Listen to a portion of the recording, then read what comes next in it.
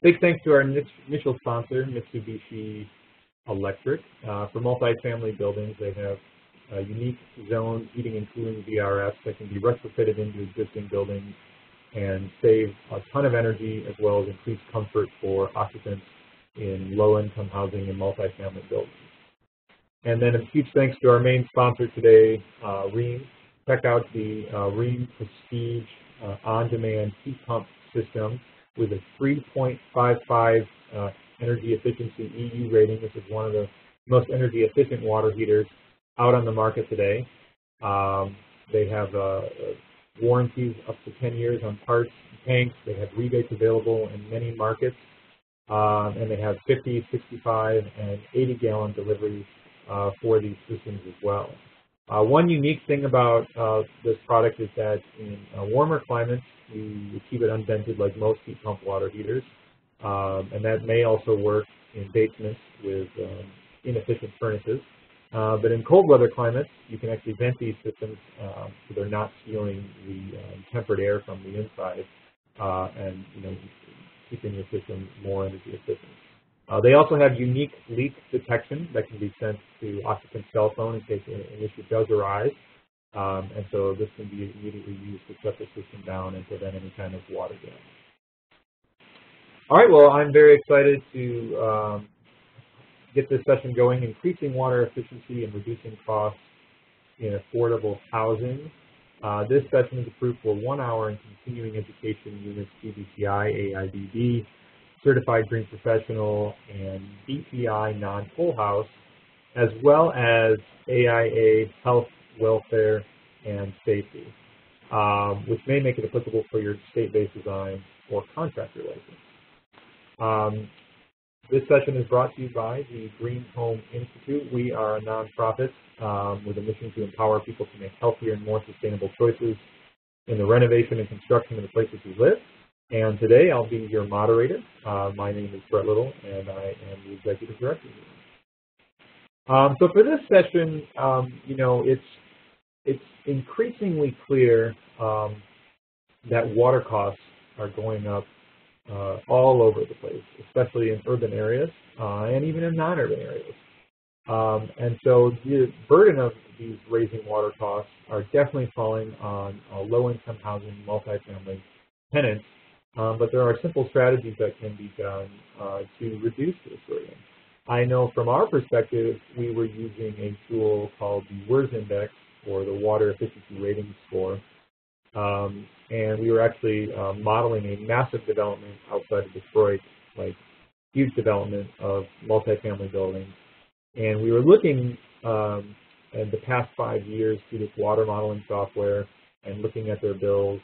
And we were just seeing that over the last 5 years, their water usage actually went down because of less tenants, but that it actually, the cost actually went up. And so, it doesn't make sense that water usage goes down and cost goes up, but that's what's happening. And so, we were using this tool to help kind of say, if you were to implement these strategies, you can save thousands of dollars for your tenants or pass that savings on if you pay the bill. So it's becoming very important. And so when we learned about this study and what's going on, we were very excited to be working with Elevate Energy and working with Enterprise to help get the word out about this and make it more well known and figure out what it is we can really do to save water and reduce this burden. So with that, I'm really excited to hand it off to our first speaker, Juan Sebastian, who is then going to introduce himself and then have everybody else on the call introduce themselves as well. So thank you, Juan Sebastian. Thank you, Brett. So hi, everyone. Good afternoon or good morning, depending on where you're joining us from. And thanks for tuning in. So as Brett mentioned, my name is Juan Sebastian Arias. I'm a program officer with Enterprise Community Partners, and today's webinar is about water efficiency and affordable housing. We're specifically going to be sharing findings from a pilot program we conducted in Chicago to measure and explore how water efficiency measures can amount to substantial savings for affordable housing providers. And we're going to be going into those details over the next hour, but I also wanted to just let you all know that you can also find much more information or a bit more information about this pilot program in a report that was published in May and which is posted online. That report is the foundation for the information of what we're going to share. Now, before diving into the meat of the presentation, we want to take a moment to introduce ourselves. And so, as I mentioned, my name is Juan Sebastian. I'm a program officer with Enterprise Community Partners. For those who aren't familiar, Enterprise is a proven and powerful nonprofit that improves communities and people's lives by making well-designed homes affordable. We bring together nationwide know-how, partners, policy leadership, and investment to multiply the impact of local affordable housing development. I myself work in our Chicago and Detroit offices, and I'm based in Chicago. And with that, I'll pass it over to Carrie.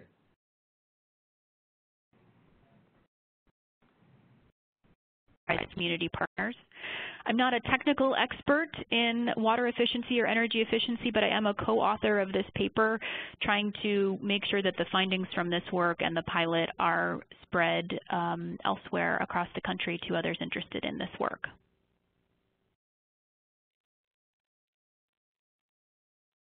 And hi, my name is Jessica Miller. I'm Senior Manager of Consulting Services with Elevate Energy. Elevate is a Chicago-based nonprofit organization with a mission of smarter energy use for all. We design and implement a range of programs, all with the goal of ensuring the benefits of clean and efficient energy use reach those who need them most. We've expanded our focus to include water in the last few years because it's increasingly become an area of need for the people and communities we work with. In my role, I've supported the development of our water services and buildings, and I'm really excited to be here and talk about this pilot since it was a big step forward for us in refining our processes. I've also worked closely with Enterprise on the Sustainability Exchange program in Chicago for the last 3.5 years. And I'll pass it over to Angela. Hi, good morning, everyone. My name is Angela Herlock. I'm the Executive Director of Croatian Associates. Croatian Associates is a CDC, a Community Development Corporation. We focus on the southeast side of the city, as far south and east as you can go before you hit Indiana. Our mission is to carry on a rich and collaborative tradition of responding to the needs of South Chicagoans and its surrounding communities by providing affordable housing and vital services that benefit the safety and well-being of our residents and the families that we serve. And so we have about 140 units of housing in a 5x7 area geography, and we serve about 3,500 families a year. My background, I'm an architect by training, and I'm also lead AP, and so I love all things energy efficient. I'm kind of a nerd that way, but I wouldn't say that I'm an expert, but I definitely, as we continue to serve families in this area, we want to make sure that every opportunity that we have to conserve energy and particularly for this conversation, water, and the best use of it, that we do just that. And so I've been extremely excited to be partnering with Enterprise and being part of the ESE cohort and just being able to look at the different building systems that we have and how we can use them to best serve our families.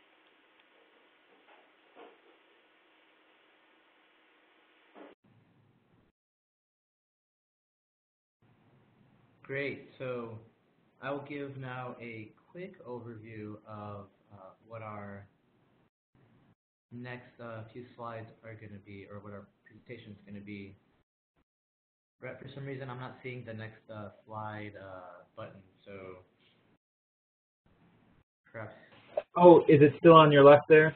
Oh. It's not. Uh-oh. If you hover over it, does it appear? Unfortunately not. Sorry for the, hopefully this is not user error. But while we figure that out, I will just start sharing with everyone who's listening that we're going to start off giving a little bit of context about affordable housing and, oh, here we go, and the water billing, and the context of rising water rates and how that is affecting the sustainability of affordable housing. Then we're going to actually go into the specifics about the pilot program itself, a little bit on the background, and much more on the pilot, the process of the program, the water assessments, and the resultant analysis, and what results came out of that. We're then going to hear from Angela, doing a bit of a case study, so just hearing more from the perspective of one CDC in Chicago about their experience thinking about water efficiency and taking steps forward to promote that. And then we're going to wrap up with some key takeaways and share a little bit more about how we're each taking these lessons learned into account for our future work. And then we're going to open up for questions and answers. So that's the overview of what we're going to be doing. I see the controls now, so I think we're good. And I'm going to hand it over to Carrie to provide us the context. Great. Thanks, Vaughn. We are going to start in a pretty basic place. We're going to start with a primer on affordable housing. We don't presume that everyone knows exactly what we mean when we say affordable housing. And you might have 3 different images, maybe more, but there are 3 types of housing that we think might come to mind when you hear the term affordable housing. The first is public housing, government-owned housing that's owned and managed by a housing authority. Yes, this is affordable. You have to earn at or below a specific income level in order to access that housing. But it's typically not what we mean when we refer to affordable housing. When we want to talk about public housing, we just say public housing and don't usually lump it in with affordable housing. You might know that there is other income-restricted affordable housing, and this is housing that could be owned by a for-profit entity. It could be owned by a nonprofit entity, as is the case with Croatian Associates, with Croatian on the presentation that you'll hear from with Angela. And this is housing that is income restricted. Similar to public housing, you need to earn at or below a specific income level in order to access the housing. And it's what we typically mean when we're talking about affordable housing. I'll come back to this type in a minute.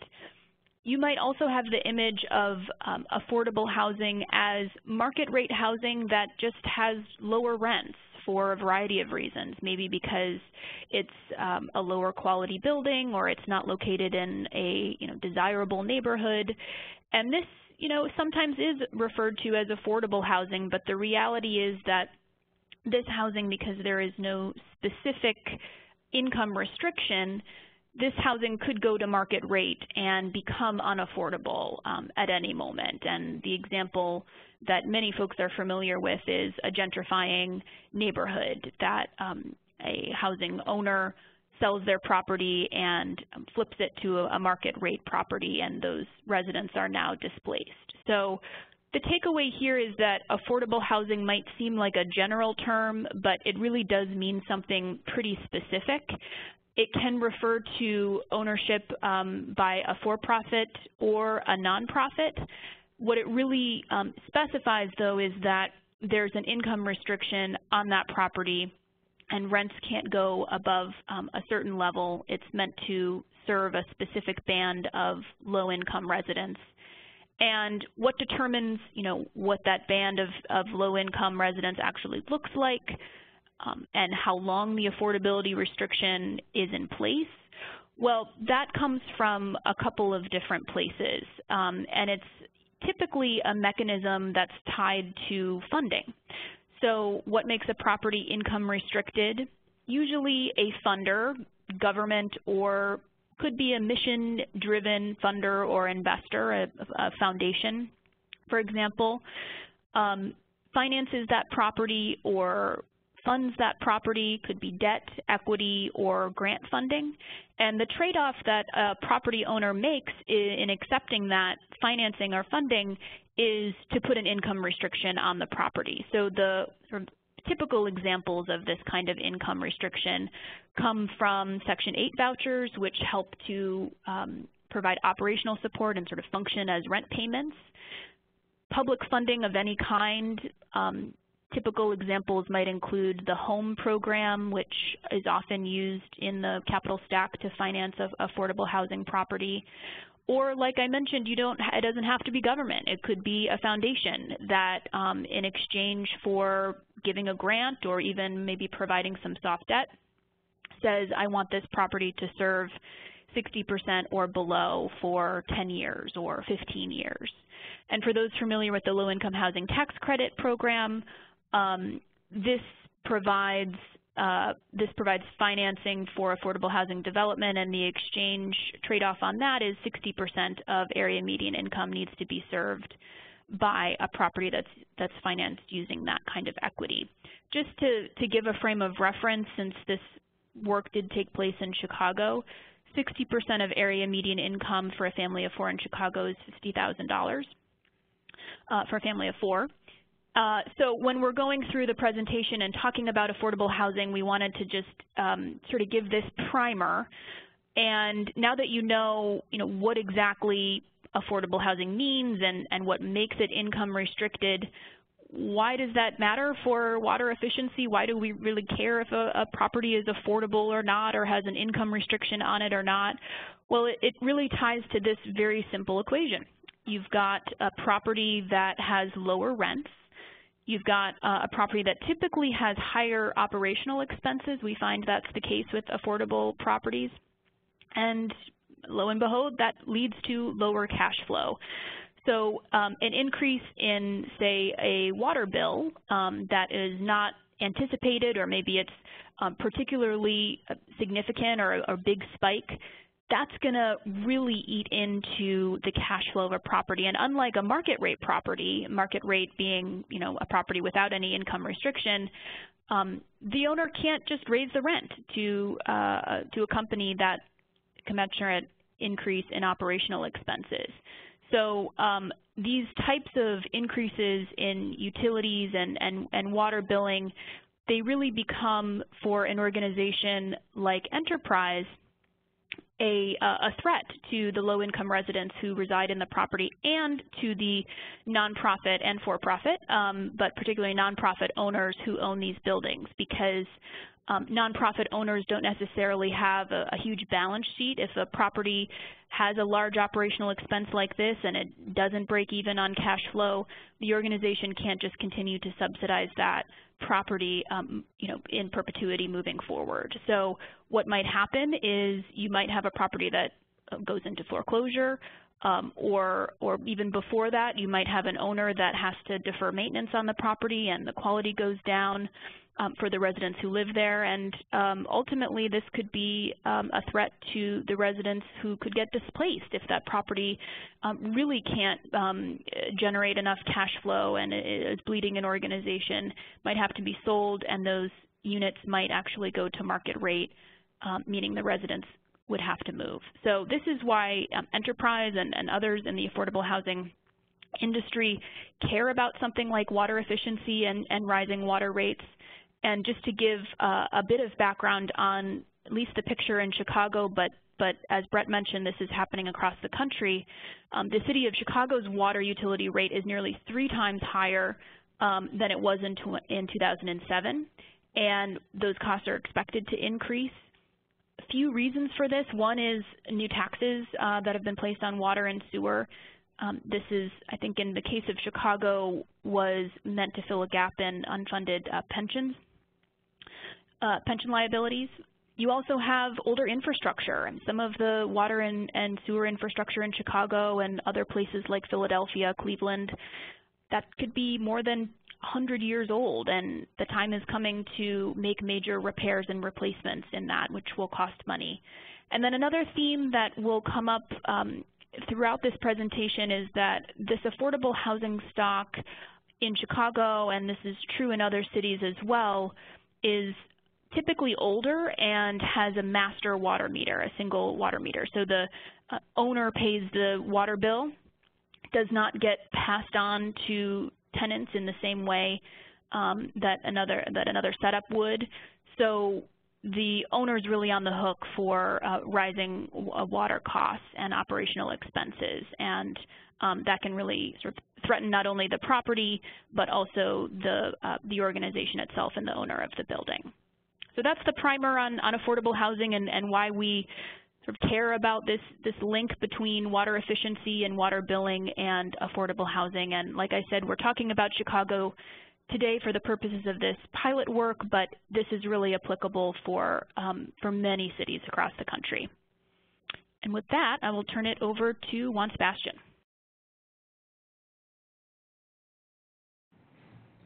Thanks, Carrie. So Carrie gave a really great background on why the water efficiency question matters for affordable housing, and I'm going to share a little bit more on what we did from that understanding in Chicago. Specifically talking about this pilot program. So just to give a little bit of context, this water efficiency pilot program in Chicago evolved out of our work with the Enterprise Sustainability Exchange. And without going into too much detail about what that is, it's essentially a local capacity building program and network that Enterprise runs in Chicago with a bigger focus of helping the affordable housing and community development sector there become more sustainable and incorporate more sustainable practices. While the exchange itself initially started off mostly focused around energy efficiency, in the second year we expanded that focus to look at water as it became an increasingly greater pain point for our local partners. Because they kept raising this, we decided that it would be worth exploring in a pilot program. The other reason why we also focused on this is that it aligned with our national initiatives. And so Enterprise, as a national organization, also has a number of resources and some expertise around sustainability in affordable housing.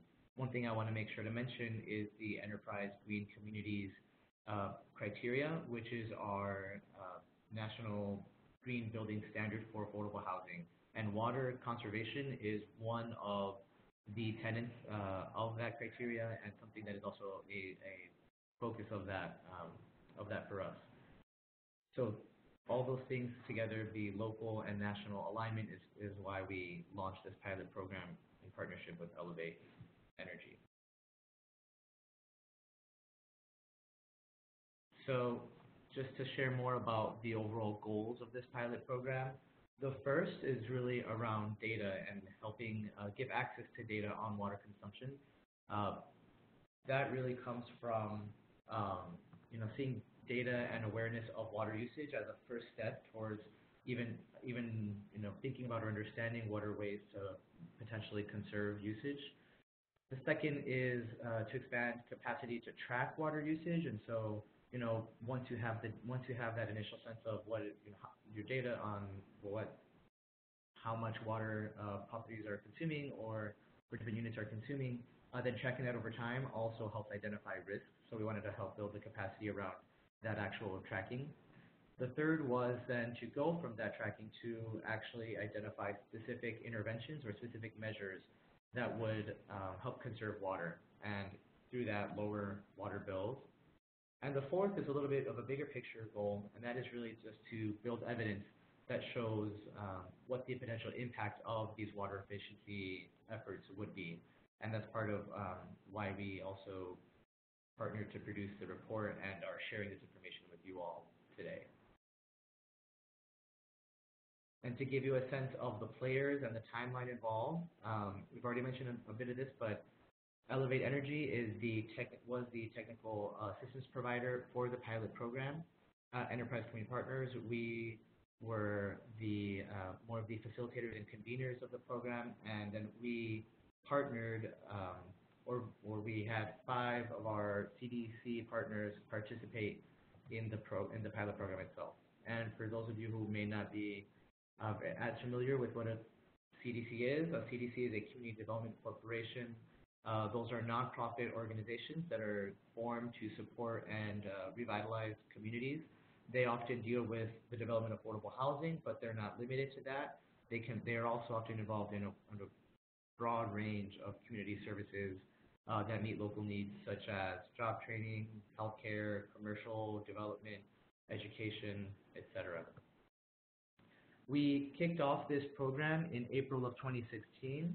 Then for several months after that, Elevate Energy did their technical assistance on water usage benchmarking, tracking, assessments, and training, and you're going to hear more about that from Jessica just shortly. And then around December of 2016, Elevate Energy provided the final reports, and we published a case study documenting all of this and providing some larger takeaways earlier this year. So, to go into more of the specifics, I'm going to pass it on to Jessica.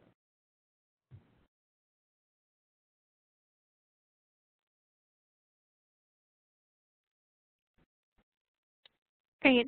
Thanks, Bon Sebastian. So I'm going to dive into the details about what we did in the 14 buildings that were included in the pilot, and then summarize the results. The first step in our process was to look at existing data related to water use and consumption in the 5 portfolios. So we analyzed 1 to 2 years of water bill data. For some of the portfolios, we were able to analyze the data through a tracking tool like WeGoWise, which is a software utility tracking tool, and that's where the screenshot is from at the top right of this slide. We also collected information from the owners on building occupancy, which is a really critical metric in understanding water use, but can also be a challenging one to pin down with real accuracy, especially in multifamily buildings. So where in the energy efficiency world, we use square footage and building type as the means to baseline usage, in water, the standard baseline measurement is gallons used per person per day, or it could be number of bedrooms as a proxy to get to that idea of occupancy. There are norms in the industry around average number of occupants per typical 1, 2, and 3, et cetera, bedroom units, and we use those norms in our calculations. So once we'd collected all this information, we developed our own spreadsheet model to perform a consumption analysis, and we looked for any trends or atypical usage patterns. The bar graph on the bottom right of the slide is an example of how we looked at this gallons per day per capita metric across some different intervals. So this kind of pre-assessment analysis helped us work with each owner to prioritize which buildings in their portfolios should be assessed. And we looked at 2 or 3 properties for each owner. Okay.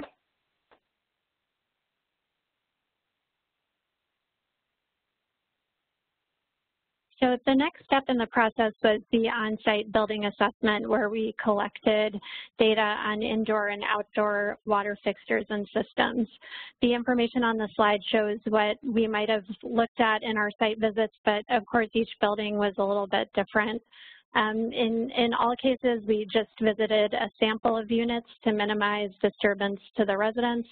And you can see, kind of as shown in the pictures, our assessors took field measurements to collect actual performance data, as opposed to just using the rated flows in our calculations. And we actually had several instances where the assessor did measurements on, toilet fixtures, for example, which were rated at 1.6 gallons per flush, but we're actually using twice that much water when we were on site.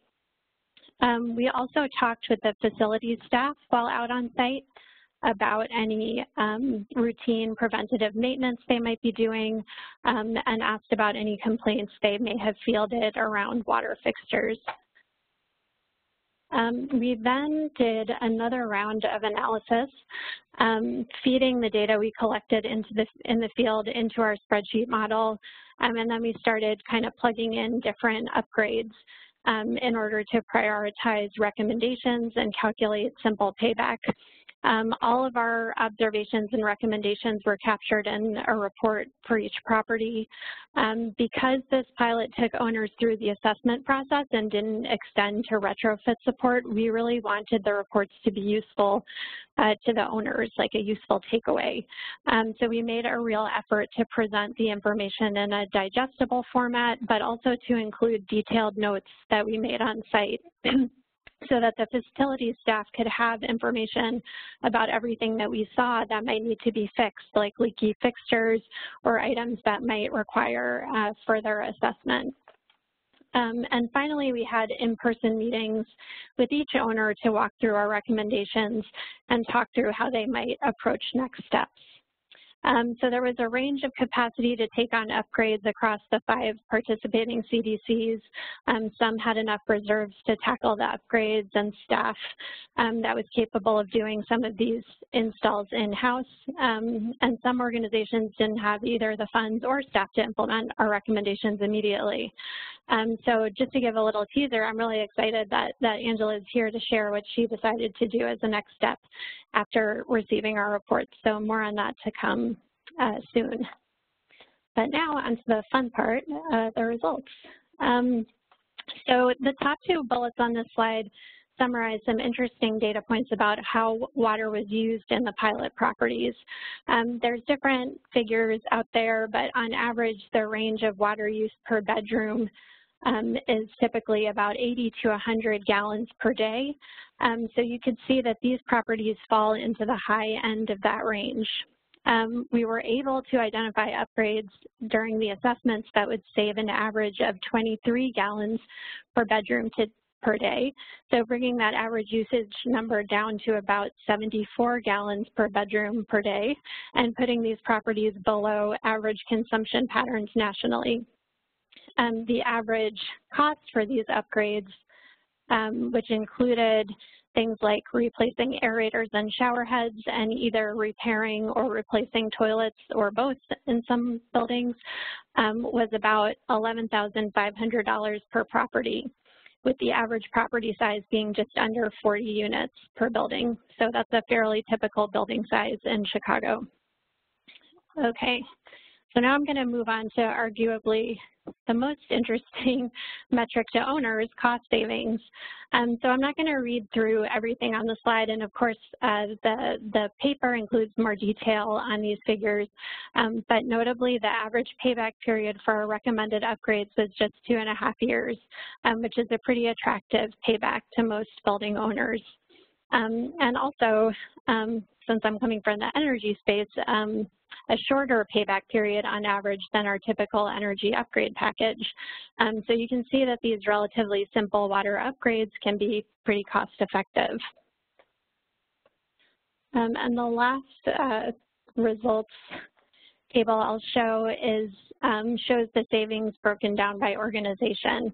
So across the 2 to 3 properties per portfolio that we assessed, we found an average of over $50,000 in savings over 5 years for the recommended water upgrades. So all to say, there is an opportunity for greater savings across each portfolio if a comprehensive water upgrade program is pursued. So I think that's a great segue for me to hand things over to Angela from Croatian Associates, who's going to talk about her experience as a pilot participant. Angela?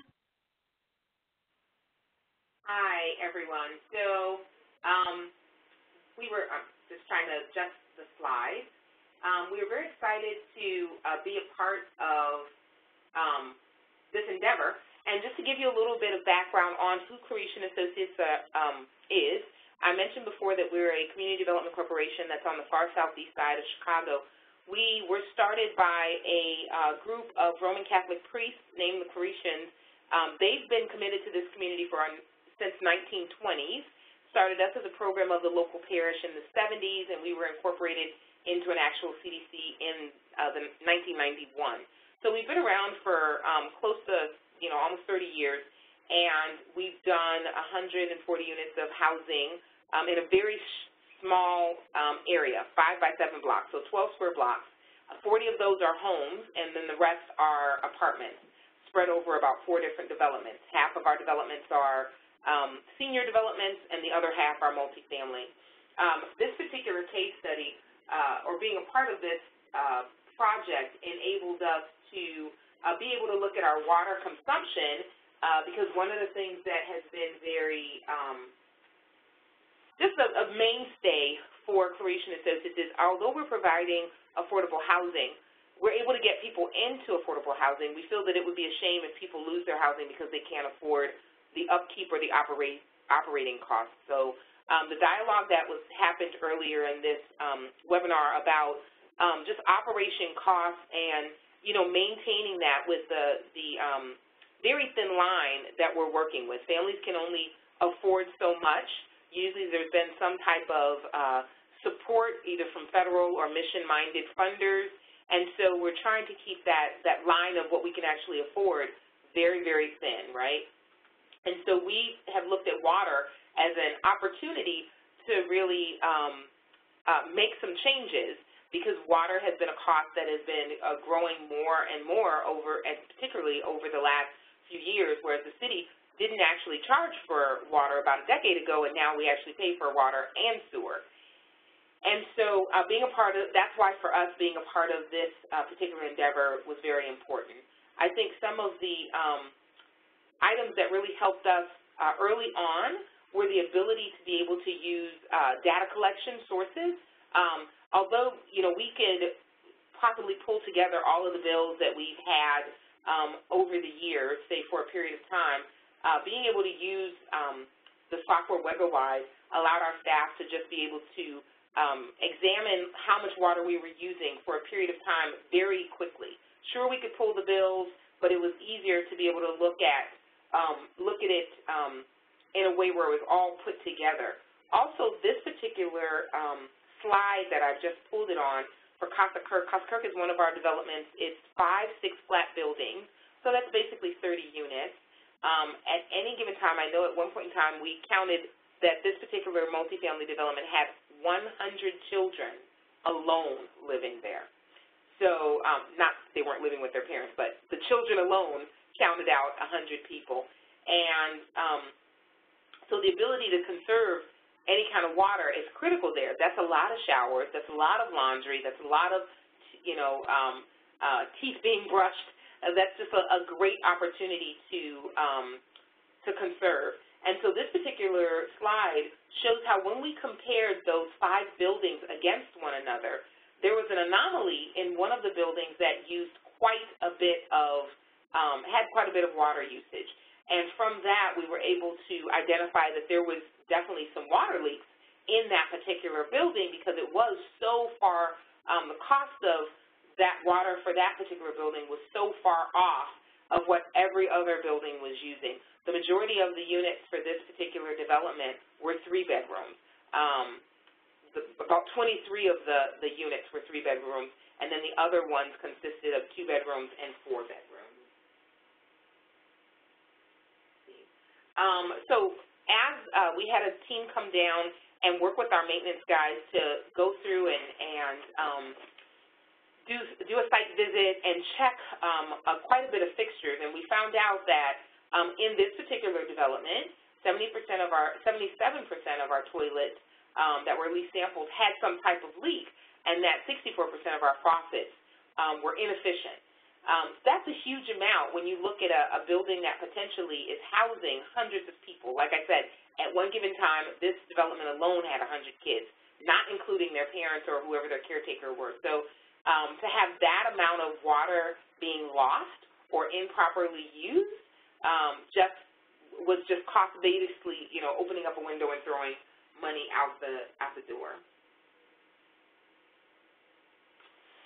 So the recommendations for us were, one, that we replace those toilets and 100% of the faucet aerators so that we could benefit from the savings of the water that was being used more efficiently.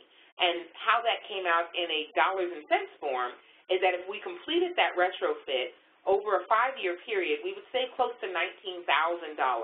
And so for us to be able to say, hey, every year, we're saving at minimum about $3,200.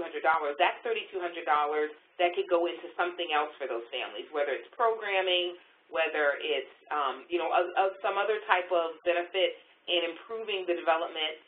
It just really did make sense that, okay, we need to go through and try to do as many of these retrofits as possible because it will save us money in the long run.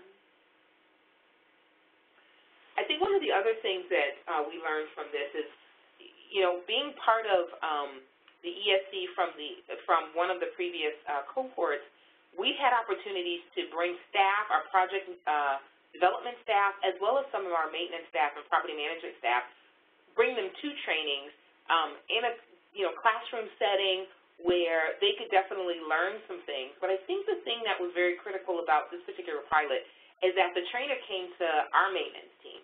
They came to our maintenance team to look at the particular units that they work with every single day, and being able to work on their own buildings, identifying, and not only identifying where there was leakage, but then also going back and being able to fix that themselves, I think was just invaluable. I think it really prepared our team to be able to, not just what the book says, but the hands-on expertise to be able to make our units as efficient as possible. Now, I think most of the people on the phone would be able to say, be able to at least respect that although you can make all the greatest infrastructure changes in the world, the greatest change has to be education of the user. So on the back end, we were able to also work with the tenants to be able to use the fixtures more efficiently, because if you have a low-flow toilet or something like that and the tenant doesn't know how to use it, they're going to flush 3 times. So that completely evaporates all type of benefits that you've gained by putting in this water conserving fixture. And so it was important that not only did we educate our maintenance team on how to do these retrofits, it's also important for us to train and educate the residents on why this is important. I can't speak enough about this because they're not paying the water. So being able to help people change behavior becomes a lot difficult when they don't necessarily feel totally invested in it. So we were beginning to, and we have been looking at how can we get the tenants more invested in these types of things. We've thought about potentially having competitions between buildings, who can conserve the most water, and then giving the residents some type of benefit or incentive to think about just, the smallest things that they can do, whether it's limiting their showering or turning off the water when they're brushing their teeth, or, filling up the laundry machine completely full instead of washing only half full clothes, or whatever, particularly for their family, could be something that they could do with ease that would make an impact. And so behavioral changes was just a big thing that we wanted to make sure that not only beyond doing the brick-and-mortar type things, that we were working with families to understand the effect that their behavior had on the bottom line. Some of our challenges, however, it was great to be able to have staff be able to be physically trained on the things they work on every single day. However, we actually lost some of that staff. Sometimes it was difficult keeping staff in place, the maintenance team in place, because we would lose a member and maybe they had a lot of institutional knowledge, and then we'd have to get the next person that we hired up to speed on how to identify these leaks and how to make retrofits and things like that. Also, again, people are more invested when they have something tied into it. So continuously keeping the residents, as new residents came, educating them on how to use these things, but also keeping the residents that were there motivated to continue to be responsible in their water usage, particularly when they're not footing the bill. And I will turn it over to Carrie.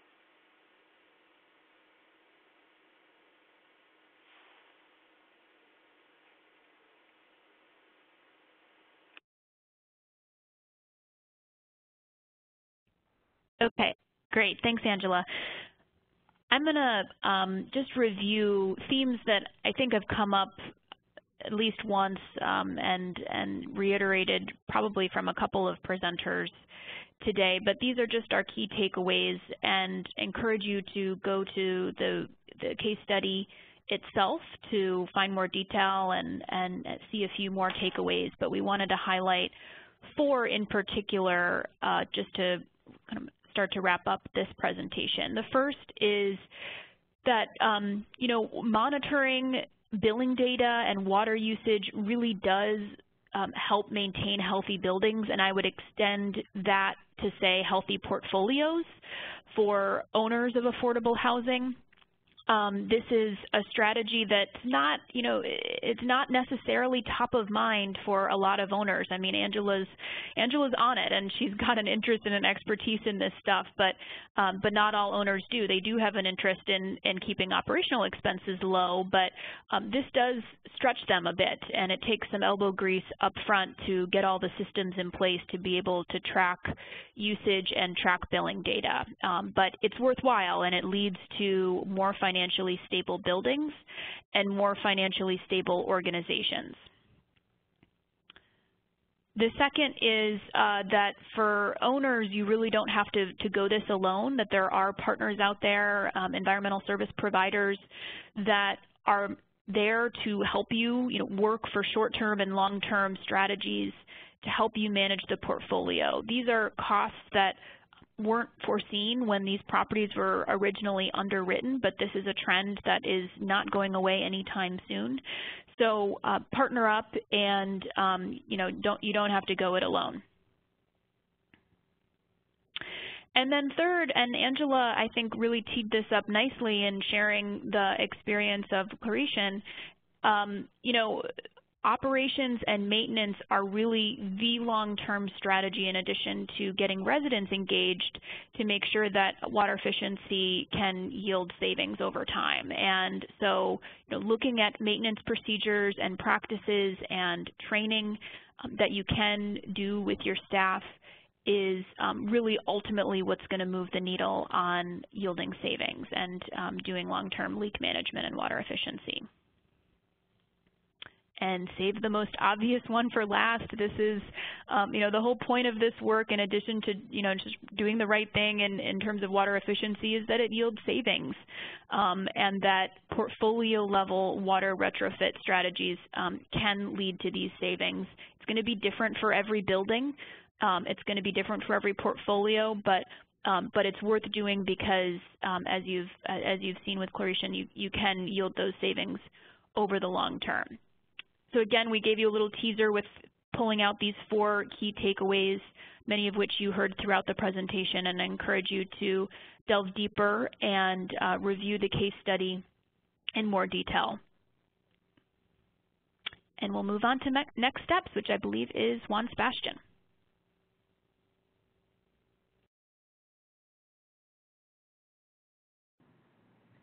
Thanks, Carrie.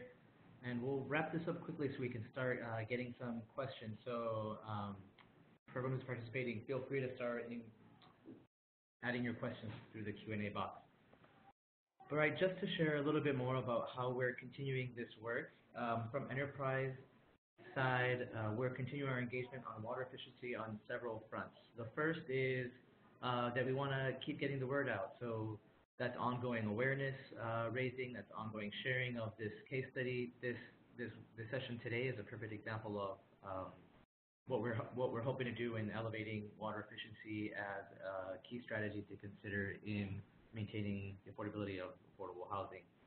The second way is through actually prioritizing water efficiency in our grant making. So Enterprise has some annual grant making opportunities for affordable housing providers and CDCs, and water efficiency is one of the program areas, or one of the things that falls under our sustainability program area. The third one is directly related to one of the challenges that Angela raised, and that's around the training of operations and maintenance staff. So we're going to keep exploring what are some potential models, sustainable models, for how we can maintain that capacity or maintain that skill set within property maintenance staff when there is some turnover there. The fourth is that we've actually expanded our Enterprise Sustainability Exchange capacity building program from Chicago to Detroit this year. We're very excited to be exploring these topics in Detroit and tailoring programming to the specific context of the greater Detroit region. And the last is, again, as I mentioned, water conservation was included in the 2015 Green Communities Criteria Building Standards, which are being updated this year, and will be that process will continue into next year as well. And we're going to ensure that water use reduction and utility savings continues to be a meaningful part of the Green Communities Criteria program. So that's a bit of what Enterprise is going to continue doing on water efficiency, and I will hand it over to Jessica to share more about Elevate. Great, thanks. So at Elevate, we are continuing to expand our efforts around water. We're currently working on a few key initiatives that I wanted to highlight because they relate directly back to our work on this pilot. The first is a research project on water affordability, which we're working on with some Chicago-based partners to explore the extent to which communities in northeastern Illinois are facing challenges to water affordability, and hopefully to identify opportunities to address some of those concerns. The second project we're currently working on is focused on the water energy nexus. So we've been working on a methodology that would allow electric and gas utilities to claim system-wide energy savings from end-user water efficiency measures. So the hope is that being able to capture this additional energy savings would encourage utilities to develop more robust water efficiency programs and offerings for customers. And then last, we're digging deeper into owner needs around water efficiency with a research project where we'll be conducting surveys and one-on-one interviews with affordable multifamily owners to learn what motivates them to improve water efficiency in their buildings. And we hope that the result of this work will help us shape future offerings from Elevate, but also encourage greater adoption of water efficiency measures in the buildings that we touch. So please stay connected with our work through social media and our website to hear updates. And I think with that, we are wrapped up. Great. Well, thanks everybody for this. And real quick, we've got some time here for some questions. We see some questions coming in, and I want to give you all a little more time to think through your questions and put them in there, and we'll get to those. And as you're writing your questions in, I just want to say a huge thanks to all of our speakers today, all of our board of directors, our volunteers, our sponsors, TSTUD, the most energy efficient structurally oriented wall assemblies, Trinity for microgrid, battery and solar solutions on the go, and Mitsubishi Electric for going all electric, zero energy HVAC. Huge thanks to them, all of our sponsors who allow us to do what we do. So yes, some questions are pouring in, and I'm just actually going to go ahead and unmute everybody now to let you all kind of decide who wants to take the crack at the first one. But the first one here is our county has a minimum water fee charge that is for a minimum fairly high water use. We get no savings even when we cut our water use by 2/3. Any insight in changing utility fee structures?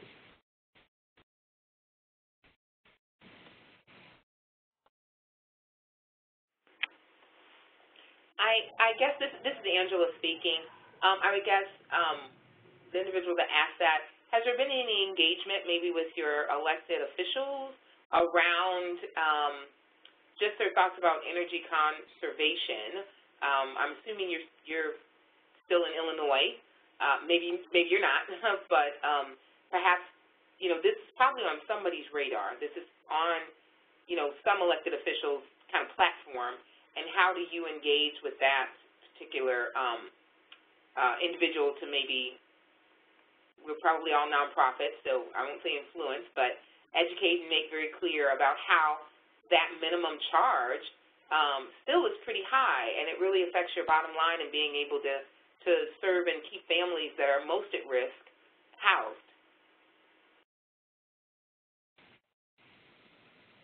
Thanks, yeah, this is Jessica. I would just add, with coming from the energy efficiency world, the water utility world is, just a lot different. And most utilities are municipally owned. They're small. They don't have the benefit that the energy utilities do, where they collect a systems benefit charge, which feeds into incentives.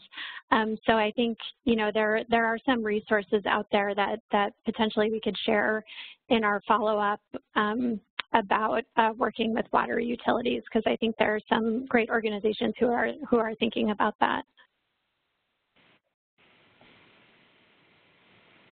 So honing in on Detroit, the question maybe for you, Juan, Sebastian, is have any sites been confirmed, and have you done any work on larger multifamily buildings, which I'm not sure, if you want to elaborate on larger. That to me is high-rise, I guess, when I hear the word larger, because I know you all do a lot of work on mid-rise. So.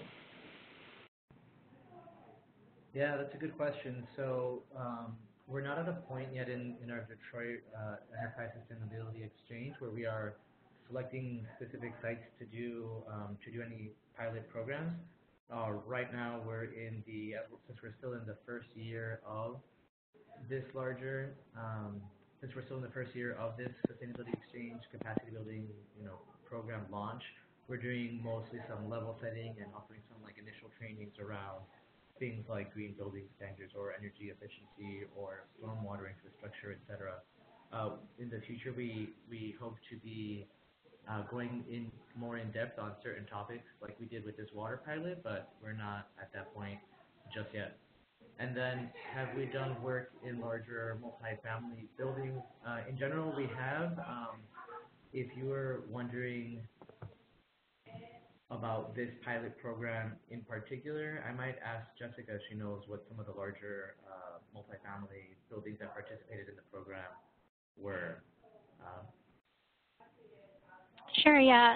So we had a range of building sizes in the pilot. I'm looking back at some of the analysis now, and it looks like our largest building was 70 units, and the smallest was 6 units. So quite a range, but again, the average was around 40 units. But generally, in our work, we do see that larger buildings typically do really well with water efficiency projects. There's actually there's some performance contract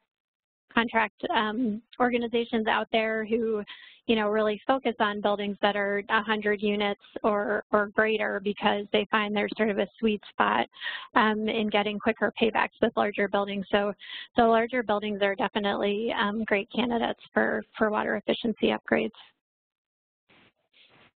So some questions on the inspections, and I'm looking at, I saw a picture there, but was water pressure testing something that was done, and were there any issues found with that? Because my understanding of water pressure testing is that, a flow rate fixture could be rated at,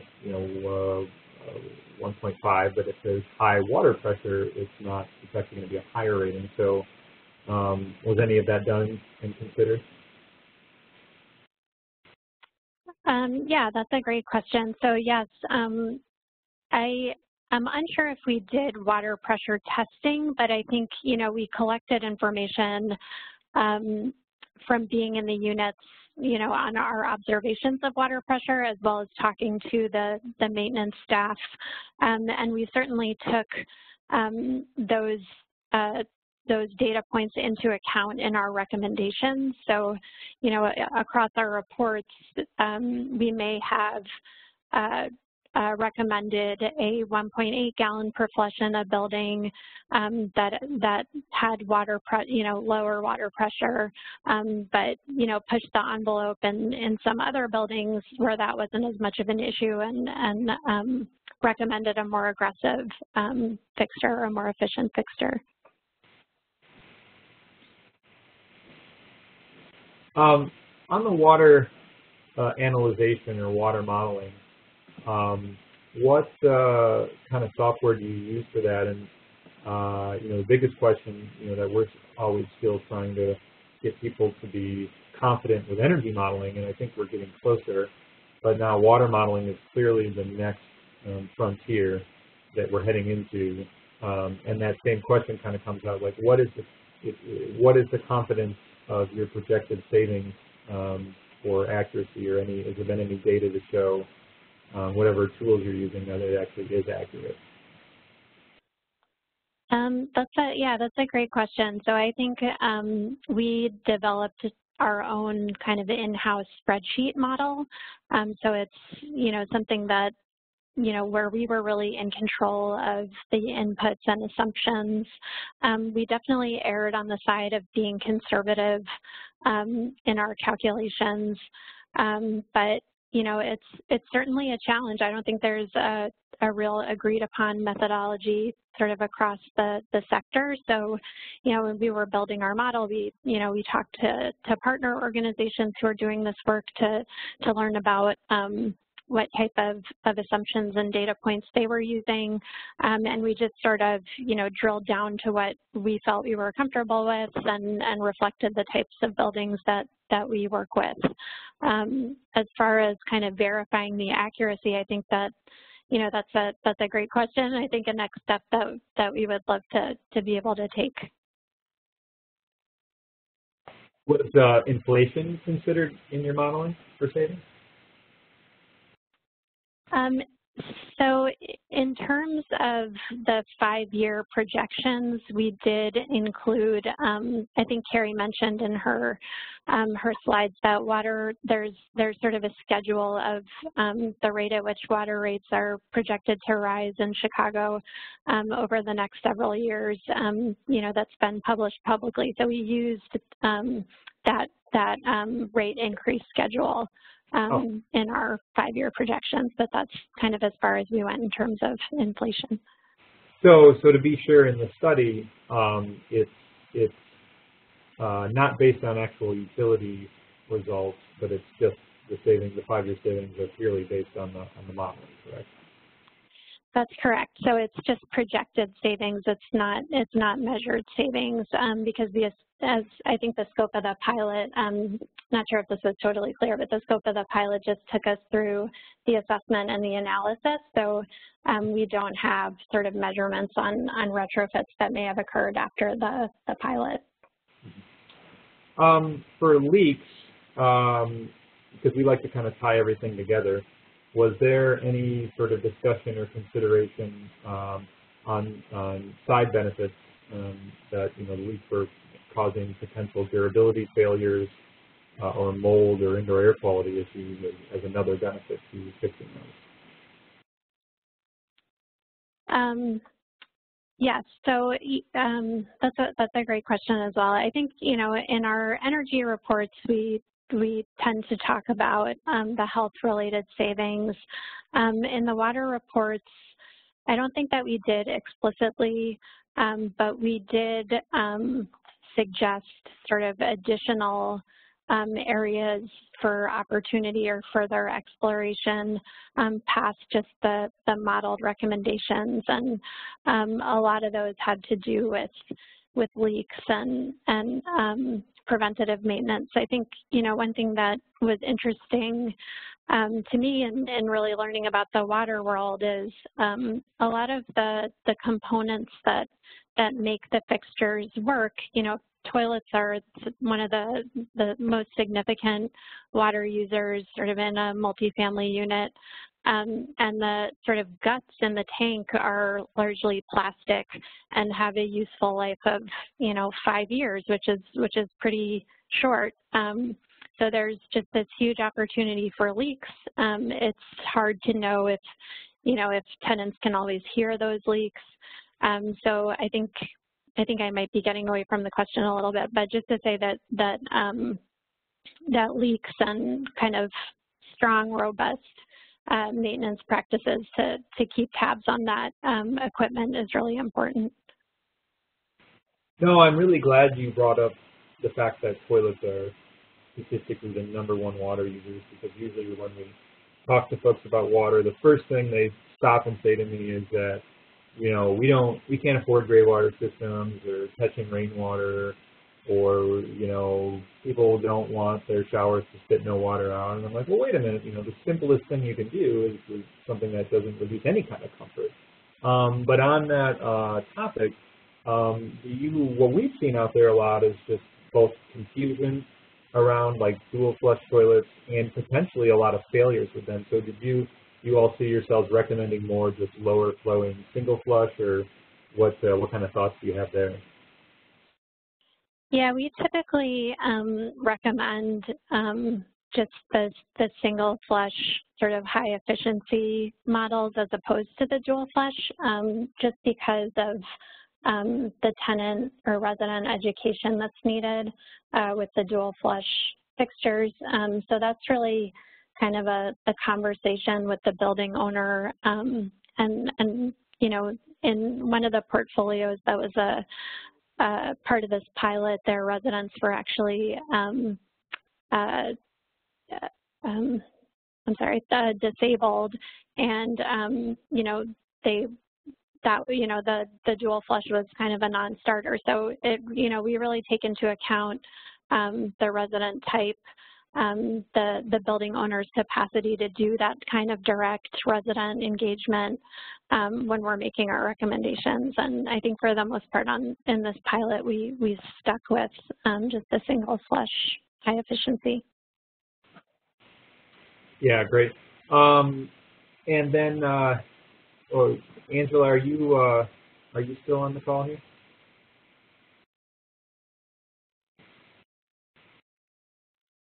You still with us? Hey, there we go. Hey, okay, I'm sorry. Can you hear me? Yeah, a question for you. Was there, because it sounds like you all pay the water bills, was there any consideration to switch it over to having the tenants pay the bills, but then significantly reducing their rent rate so that they just have more buy-in to water savings, maybe even potentially, you know, rewarding them if they can get even lower, or is that even allowed under your low-income housing or affordable housing requirements? Yeah, there wasn't any thought to that. I don't believe that. I think I might be mistaking this, but I think my understanding is that in Kent County, the landlord just pays the water. That plus, beyond that, it's these were single meter buildings, so it wasn't like we had a water bill per unit, but we had a water bill per building. If that right. makes sense. If you wanted to do it, you'd have to put meters in. That's right. So maybe I might not be using the right terminology, but the building had 1 meter. Right. And not each individual apartment. Right. Yeah. Yeah. Okay. Thank you. The last question that I see, and we have time for more, but the last one I see here is Juan Sebastian. I think it was you who mentioned grants.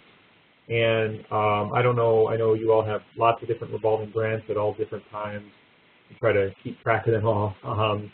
But, you know, I do know that if anybody wanted to go and do anything like this, it certainly would require some expense to getting a pro in the building and doing the assessments and reviewing the data. So is there anything available now for anyone anywhere or in a certain location if they wanted to do something similar to this to fund their own kind of pilot program on their own portfolio or in their own city? Yeah, that's always a good question. So on Enterprise's side, I'm not aware of any active grant opportunities.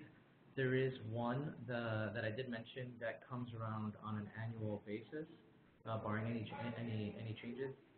That one is a Section 4 grant making or grant opportunity, and that usually goes open or goes live around the early spring of every year. So around I believe it usually goes live around March or April, and we request the first stage of applications in May.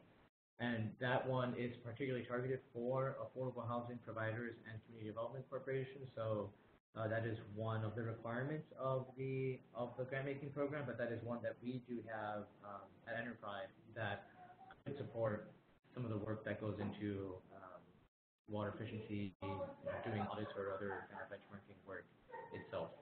Enterprise does have some periodic other green, some other specific targeted green-related grants, but none of them are active right now, and I'm not aware of any set schedule for some coming up in the future.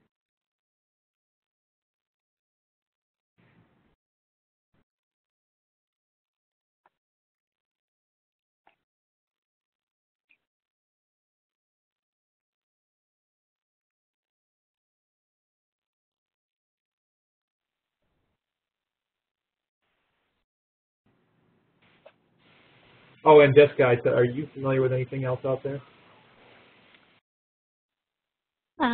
As far as grants for water efficiency? Yeah. Not grants. I think I mentioned there are some sort of performance contractors out there who will who can do some of the low-hanging fruit type retrofits. And if an owner is willing to enter into a shared savings type of contract, so there is that out there, but yeah. Okay, and I do know on that note, those of you who are fortunate to be located in strong PACE or property assessment areas, PACE typically gets pegged to energy efficiency, which is where most of the money can be saved, but you can usually do water there too. So. Yeah, I'm sorry, I should have mentioned that as well, that the, a lot of the energy efficiency programs, run by utilities will incentivize some of the low flow fixtures that are tied to hot water usage, because that results in electric or gas savings directly. So there is some funding out there for aerators and shower heads. Great. Well, I don't see any more questions. We're kind of at our time here, but I definitely appreciate all of you taking some time to talk about this and going through this. And Angela, I really appreciate your outlook as somebody who actually manages and owns properties and actually going through this process. That's huge. And anytime we can get developers or owners talking and getting other ones excited, really makes a big difference. So I appreciate your time and allowing them to work with you on that. And so just real quick, maybe I'll just have each of you just go through, if somebody wants to contact you, where they can reach out to you, and then maybe just wrap up saying where folks can find the study if they want to read a little bit more. I'll start with you, Juan Sebastian. Yeah, that sounds great. I know I did include a link to the case study in one of the Q&As. I'm not sure if that was shared more broadly, but I'm definitely happy to share that and to, stay in touch with anyone else who might be interested in engaging in this dialogue further. So it looks like that's at enterprisecommunity.org under resources? That's correct, yeah. The title of the report itself is Sustainable by Design, Increasing Water Efficiency, Reducing Costs in Affordable Housing. But if anyone Googles Sustainable by Design and Enterprise Community Partners, they should be able to access the case study. Great. And Jessica, where can people contact you if they want to reach out? Well, my email's up on the screen, jessica.miller@elevateenergy.org, and you can always connect with us through our website, which is just elevateenergy.org. We have a lot of updates and case studies and a blog with tons of exciting information, so keep in touch. Great, thank you. And Angela, if anyone wants to reach out and get your take as an owner, if that'd be all right? Oh, that would be absolutely all right. And my email is also on the screen, but you can also find out more about our organization at www.croatianassociates.org as well.